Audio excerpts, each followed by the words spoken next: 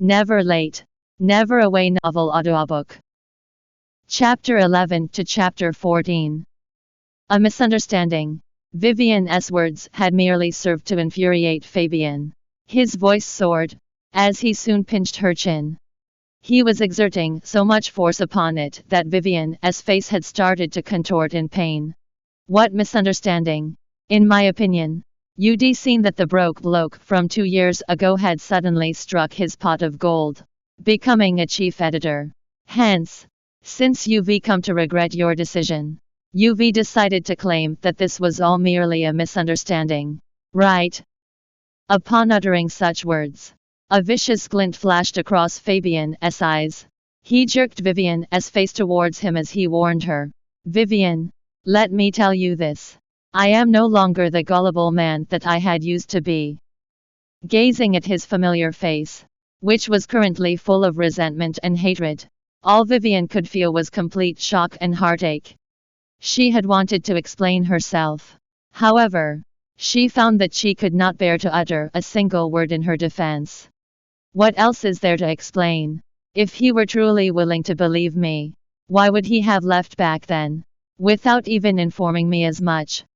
Before all else, he has already come to believe that I am merely a gold digger, someone who is ready to betray him for money, at any given point in time. Also, even if he were to believe my explanation, so what? I am someone else's wife now. Furthermore, I am no longer my past self. We'll never be able to return to the past. At such a thought, Vivian tried her utmost best to suppress the tears that had threatened to escape her. In doing so, she took a deep breath as she abruptly raised her head. Fabian, she uttered softly, her tone surprisingly calm. You are right. What happened that year is exactly as you've thought it to be. However, you've got something wrong. Currently, I don't want to be in a relationship with you. Having a position as the chief editor, or even a CEO, this has nothing to do with me. Upon uttering her last sentence, Vivian soon felt a sharp sensation across her chin. Evidently, Fabian was pinching her forcefully, his grip strengthening. However, to her utter surprise, he decided to fling her away in the next instance. Staggering backward, Vivian was quick to steady herself against the wall with an arm. Raising her head to glance at him, she caught sight of Fabian glaring at her coldly. The disdain and hatred in his eyes were like daggers, piercing through her heart. I should allow it to hurt. It'll certainly be a better alternative than getting myself entangled with him. Hence, she justifiably suppressed her tears as she quickly announced, if there is nothing else, I'll be taking my leave now. With that, she made a brief departure from the office, without even daring to steal another glimpse at Fabian. Bolting out of the magazine company, Vivian soon reached its ground level. However, she soon came to realize that it was pouring heavily outside. To her utter misfortune, she discovered that she had left her umbrella in the office. Even while faced with such a circumstance, Vivian found that she was simply not courageous enough to go back to retrieve her umbrella, as she was aware that Fabian might have still been in his office. She did not dare to return. I am such a coward. Watching as the rain poured from the sky, Vivian sought to hail a cab. Unfortunately, with the combination of the peak period, along with the thunderstorm, Vivian found that it was nearly impossible to find a cab. The cab-hailing application was malfunctioning as well. Ultimately, she had no choice but to harden her resolve, as she covered her head with her bag and sprinted towards the train station. Completely drenched, she had to squeeze herself in with the other commuters on the train. She was hoping that the rain would have stopped by then, but it seemed as though God was trying to torment her too. The thunderstorm outside blared on, showing no signs of stopping. Still unsuccessful in her futile attempt to hail a cab, Vivian had no choice but to wait by the train station. She soon recalled a past memory from 2 years ago, on a night that had a similar thunderstorm. It was a night where she had lost the thing that was the most precious to her. Soon after, she lost Fabian, the man whom she thought would accompany her for a lifetime. The sense of despair that she had felt 2 years ago was like a parasite, invading her initially numb heart. Vivian could not help but wrap her arms around her body, squatting down as she curled herself into a ball. Cold. It's so cold. She was so cold that her body had begun to shiver uncontrollably, just as it had throughout the night 2 years ago. On the verge of being engulfed by such memories and painful emotions, Vivian soon caught a glimpse of a wheelchair and a pair of long legs, suddenly appearing before her very two eyes. Stunned, Vivian's head snapped up. She saw Finnick in front of her, while Noah held an umbrella up beside him. Due to the pouring rain, his handsome face became a blurred image. Nonetheless, his cold aura was still evidently noticeable. Although he was wheelchair-bound, his current appearance was like an angel's descent to earth. The sadness that Vivian had felt suddenly dissipated.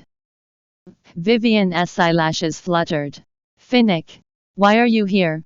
Finnick lowered his head and stared at Vivian, who was squatting down on the ground. For a reason unbeknownst, a hint of fury soon crept into his voice. Were you drenched by the rain? It was at that moment when Vivian finally returned to her senses. Flustered, she attempted to stand up. However, her vision suddenly went black, as she soon lost consciousness. In a panic, Finnick quickly grabbed hold of Vivian, as he tried to steady her. When he felt that the woman in his arms was abnormally warm, his gaze turned solemn, as his stare landed on the bruise that Fabian had left on Vivian's chin. A murderous glint flashed across his eyes. Let us return home. The brief change in his expression was fleeting. Finnick soon resumed his usual indifferent expression. Hugging Vivian, he wheeled his wheelchair towards the black Bentley that was parked at the side. Finnick's car was parked at a hidden corner beside the train station. Due to the combined weight of both himself and Vivian, Finnick discovered that the wheelchair could not move as smoothly as it had before. Mr. Norton, Noah could not help but offer. Allow me to provide you some assistance. There is no need for that. Without a moment of hesitation, Finnick instantly refused his offer. He then adjusted Vivian's position in his arms, carrying her, as he directly rose from the wheelchair. The room was pitch black. Hot. So hot. It is so hot that I feel as though I am burning. Moaning in utter discomfort, Vivian suddenly found that she was being placed down, as something cold was soon pressed against her skin. Vivian greedily tried to hug the cold object. However, she suddenly heard a man's heavy panting. Something is amiss. Only then did Vivian's muddled mind become clearer. As she tried her best to open her eyes, the blurry image of a man entered her vision. She struggled hard to push the man who was looming above her. Unfortunately, he would not budge at all, as if he was a massive mountain. Ouch! Momentarily, a sharp pang of pain struck her, causing her to shriek out in pain. Just then, the man forced himself upon her aggressively, time and time again. Pain, hatred, and humiliation threatened to tear Vivian apart. She had wanted to resist him, but she was far too weak to defend herself from his advances. Hence, her only choice was to endure it all. After going through what had seemed like a limitless expanse of darkness and pain, Vivian's surroundings suddenly shifted. Now, she was surrounded by a thunderstorm. As a distant thunder boomed, her body completely bruised, Vivian dragged herself along the streets. She wrapped her tattered clothes tightly around herself as she staggered around in the rain. Holding her phone, she frantically dialed a number, over and over again. Fabes, where are you? I am so scared. Come and save me quickly. Unfortunately, no matter how many times she had called him, all she could hear was a cold, mechanical voice. Sorry, the number that you have dialed is busy. Please try again later. At long last, Unable to endure her suffering any longer, Vivian collapsed in the rain. Looking at Vivian, who was currently breaking out in a cold sweat, Finnick could not help but frown. He turned his gaze to the doctor, who was by his side, and asked, "Is she truly all right?" "Don't worry, Mr. Norton. She has merely caught a fever because of the cold. As of now, she is probably having a nightmare." Upon hearing his reassuring words, Finnick soon appeared relieved. As soon as the doctor made his leave, Finnick turned his gaze towards Vivian, who was extremely pale, about to touch her forehead. Finnick was surprised when he saw that her body had started to quiver. "Vivian." Finnick could not help but furrow his brows again. "Are you all right?" Evidently, Vivian was still in an unconscious daze. Her cracked lips parted slightly, as a string of words escaped her lips. A slight frown soon made its way to Finnick's face. Bending down to some extent, he soon heard the words that Vivian was mumbling. "Fabes, save me. Where are you? Fabes, please believe me. Fabes." Finnick sat up straight, as a dangerous glint flashed in his eyes. It is that man's name again. He stared at Vivian, who was on the bed. Although her face was ashen and sickly, it did nothing to conceal her beauty. This was especially apparent as he gazed at her fluttering eyes. Finnick had never seen her display such vulnerability before. He mulled over it for a while. Now that he had thought about it, this woman had always acted in a rather careful manner. She was distant, right from the beginning. When he had first met her, she had never once depended on him. In fact, she probably never intended to do so.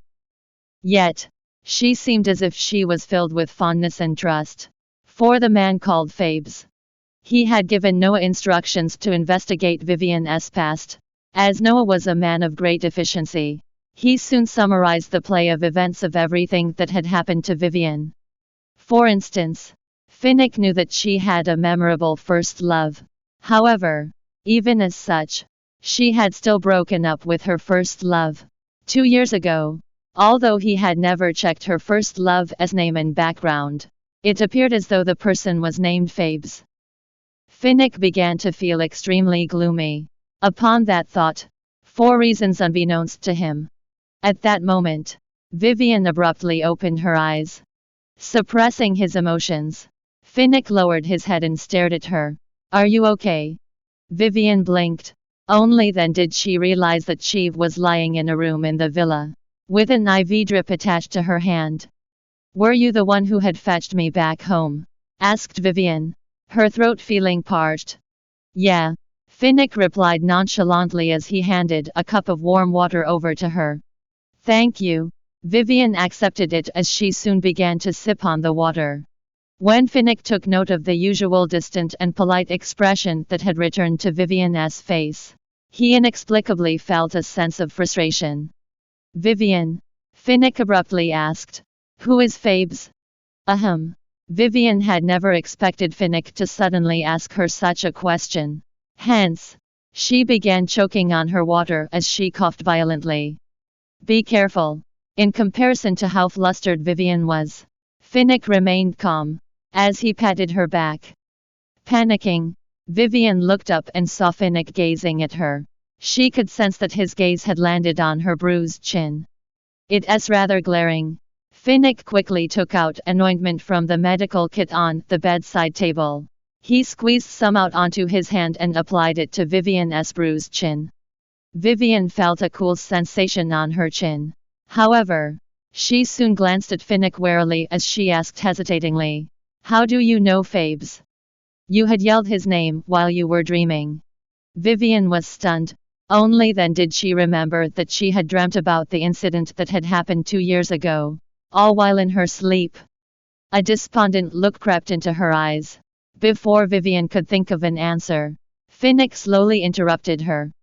"Vivian, I don't care about your past. Nevertheless, I do hope that you'll understand that you are my wife now. I don't like my woman yelling another man's name." When Finnick announced that, his tone was still relatively indifferent. However, When Vivian heard his words, she felt an indescribable sense of pressure being weighed upon her. His obsidian eyes were seemingly calm, yet brooding and unfathomable. Vivian found that she could make sense of his emotions at all. By then, Finnick had already finished applying the ointment on her chin. Lowering her gaze, Vivian soon muttered aloud, "Thank you. You're welcome." Finnick calmly placed the ointment aside. "I don't like it when someone else leaves a mark on you." Vivian's body stiffened again. Although she had merely kept silent, it felt as though Finnick was aware of everything that was going on. Upon feeling the sudden, cool sensation on her chin, Vivian came to realize that Finnick was far more domineering and indecipherable than she had initially expected. "Okay," responded Vivian as she lowered her head. Unknowingly, her palms had already started to perspire. Resterly, Finnick wheeled his wheelchair around. "I'll sleep in the guest room today." With that said, he left the room immediately, without stopping to wait for Vivian's reply. In the room, Vivian slumped against the soft bed, not feeling the slightest hint of drowsiness. Upon receiving the IV drip the next morning, Vivian was increasingly energized. Hence, she decided to go to work. However, when she stood up to pack her bag, she realized that her bag was gone. Instead, a branded bag stood in its place. Molly. When she saw Molly coming up to clean the room, she queried, "Where is my bag?" "Ma'am, your bag was drenched by the rain yesterday. Hence, Mr. Norton had instructed someone to buy you a new one." Vivian felt guilty almost immediately. She could recognize the bag that Finnick had bought her. It was a Chanel bag that was probably worth tens of thousands. With her salary, she would have certainly not been able to afford it. However, her old bag had already been discarded. Without any other bag, she could only steel her resolve, as she accepted his gift. She then headed downstairs to have her breakfast.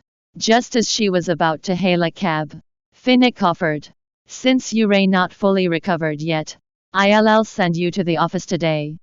"It's okay." Vivian was slightly flustered. "I can do it on my own accord." However, Finnick had already turned the wheelchair around. Soon, he was headed for the door, not giving her any room for refusal. Defeated, Vivian could only follow him to the car. Fortunately, Finnick headed off to work earlier than her. When the Bentley arrived at the office, there were not many people downstairs. Upon bidding Finnick farewell, Vivian alighted the car swiftly. Gazing at her back, a solemn look appeared in Finnick's eyes. Why is she reacting in such a manner? Is she really that afraid that someone will come to learn about our relationship? Vivian soon entered the building. Fortunately, she had managed to catch a lift before its doors had closed. However, when she entered, she realized that there was only Fabian inside. "Excuse me." Instinctively, Vivian wanted to leave the lift. However, Fabian was quick to close the lift's doors. "Why are you avoiding me?" Fabian smirked coldly. "We're from the same department. Do you really think that you'll be able to avoid me?" Biting her lip, Vivian chose to remain silent. Fabian lowered his gaze towards Vivian. As she was still sick, her face was rather pale. He soon came to the observation that she had been letting out continuous, soft coughs. He could not help but feel a tug at his heart. Damn it! Even though I've already found out about this woman's true self, my emotions are still influenced by her. "Have you caught a cold?" came Fabian's icy question. "Yeah." Vivian did not intend on explaining herself further either. Upon acknowledging him curtly, she walked out immediately, after the lift doors had opened. As Fabian headed to his office, he felt extremely gloomy. In the end, he could not help but call his secretary. "Please buy some cold medicine for me." His secretary sent the medicine to him quickly. Fabian fidgeted with it for a long time before he soon stepped out of his office. Upon walking past the office pantry, Fabian came to overhear some gossip amongst his female colleagues. Huh? Are you serious? Vivian came to work today in a black Bentley. Of course, even Sarah witnessed it. Oh my god, that means that her husband is rich. Doesn't it? Otherwise, why would he own such a luxurious car? Are you stupid? How could that have been her husband's car? The diamond ring that her husband had given her was rather cheap. In my opinion, it's definitely another man's car. Also, did you see her bag today? It's a Chanel bag. In the past, she merely used those cheap bags that she had bought online. Now that she suddenly owns a Chanel, I am certain that the man had bought it for her. Standing outside the pantry, Fabian had unknowingly tightened his grip on the medicine. He suddenly realized that it was utterly foolish of him to have bought her the medicine. Crumpling the box of medicine in his fist, he tossed it into the dustbin before returning to his office. On the other side, Vivian's phone rang when she reached her desk. Upon seeing the number that was displayed on her phone screen, her gaze turned cold. She walked to an empty corridor as she accepted the call and asked frostily, "Why have you called me?" "Vivian, what's up with your tone?" "Nothing." A hint of impatience crept into Vivian's voice. "I know that you wouldn't have called me for nothing. Tell me, what's happened this time?" "Your little sister is going to get married soon." "Indeed." The man from the other end of the line went straight to the point, as he soon revealed his objective in calling her. "If you're free, come home and have a meal with us. You can meet your future brother-in-law too." "Home?" Vivian's tone sounded mocking. "Dad, you must have gotten something wrong. That is not my home." "Vivian, be careful of how you speak to me." The man's tone grew irate. "Your sister isn't just marrying anyone. She is marrying the grandson of the Norton family. Your sister had said that it would be better if the family were to reunite. Hence, it is inherent that you come over tomorrow night." With that, he hung up the call. Vivian frowned as she gripped her phone. Ashley is marrying someone from the Norton family. No wonder she insists on making me go. It would have been weird if she didn't brag to me about having such an impressive fiancé. Although Vivian was aware of what her family was planning to do, she knew her father's personality all too well. If she were to refuse him, he would definitely get enraged. "It's just a meal. Anyway, I'll just go." Ever since Fabian became the chief editor, Vivian, who had always liked to work overtime, left exactly on the dot. Today was not an exception either. She took a cab home to the villa. Slumping against the soft sofa, she realized that her cold had not fully recovered yet as her muscles had ached terribly. When Vivian heard someone approaching her, she sat up in a fluster. She soon caught sight of Finnick's wheelchair beside her. Instead of wearing his formal white shirt, Finnick was wearing a casual gray cardigan, outlining his perfectly sculptured body. "Why are you back so early today?" She was surprised to see Finnick at this time of the day. Finnick threw a returning glance at Vivian. Her face was still slightly pale while her eyes were red, which meant that she had cried in the morning. "Well," mused Finnick, his expression still calm, "the food is ready. Come and eat." When Vivian arrived at the dining room, her gaze fell upon the dishes on the table. She was momentarily stunned. Most of the dishes were soup-based and vegetarian, with many nutritional ingredients in them. Although they had not stayed together for long, Vivian noticed that Finnick had a love for spicy food. "Why are today's dishes so bland?" Feeling suspicious, Vivian sat down. Finnick poured her a bowl of chicken soup and placed it in front of her. "This is to warm your body." Vivian was astonished. Were these dishes specially cooked to tend to my cold? Vivian felt an indescribable feeling flooding within her heart. Her initial exhaustion and sadness had slowly disappeared as it was soon replaced by a heartwarming feeling. "So, It feels so good to have been cared for by someone. What are you thinking about? Finnick's mellow voice sounded out from beside her. Jolted back to her senses. Vivian smiled and murmured, "It's nothing." Suddenly remembering something, she added, "Oh, right. I am going to eat at my father's place tomorrow night.